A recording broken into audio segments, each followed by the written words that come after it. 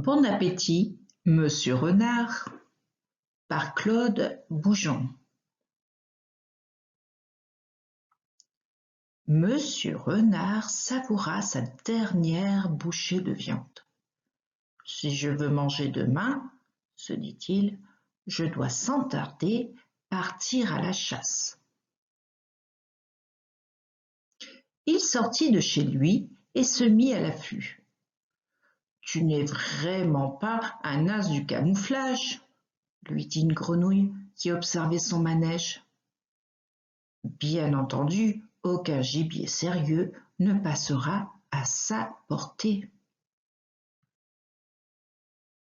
Il alla plus loin, courut 2 lièvres à la fois, perdit son souffle, n'attrapa rien. Je sais que ce n'est pas la bonne manière de chasser, se dit-il, haletant et honteux. On nous apprend ça dès le berceau. À la prochaine, cria le lièvre de droite. Bonjour chez vous, cria le lièvre de gauche. Comme il faut bien se nourrir, il continua sa chasse. Il s'attaqua à une énorme montagne de viande qui passait tranquillement dans un pré. « Tu as les yeux plus gros que le ventre !» lui susurra le ruminant en lui donnant un bon coup de corne là où il faut. Et Monsieur Renard s'envola. Il planait et redoutait l'atterrissage. Alors, on bat le record du monde du saut en longueur, ironisa un corbeau spectateur de l'exploit.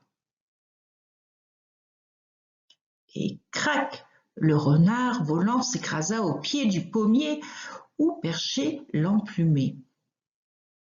Ce n'est pas bien de se moquer de celui qui tombe, fit-il remarquer à l'oiseau ricaneur. Tu ne sais même pas à qui tu parles. Tel que tu me vois, j'en ai vu et connu bien d'autres. J'ai goûté à l'hippopotame, j'ai dégusté de la baleine, j'ai mordu dans l'éléphant, j'ai visité des milliers de poulaillers où je n'étais pas invité. Demain, j'en suis sûr, je mangerai du lion.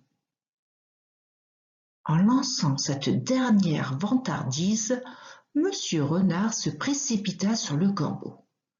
L'oiseau était sur ses gardes. Il en avait vu d'autres lui aussi. « Ce n'est pas aujourd'hui que tu mangeras du corbeau, » répliqua-t-il en s'envolant. À cet instant, bang!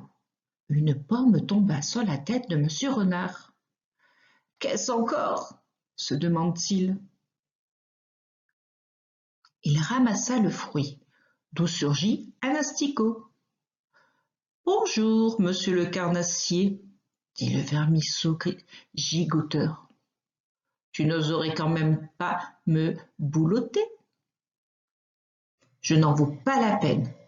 Je ne remplirai pas une dent creuse. » En effet, Monsieur Renard n'osa pas s'intéresser de plus près à ce piètre gibier. Il reposa le fruit, en ramassant quelques autres sans locataire et rentra chez lui. Arrivé dans sa maison, il se fit cuire une compote de pommes. Une petite douceur n'a jamais fait de mal à personne. Bon appétit, Monsieur Renard, ça ira mieux demain.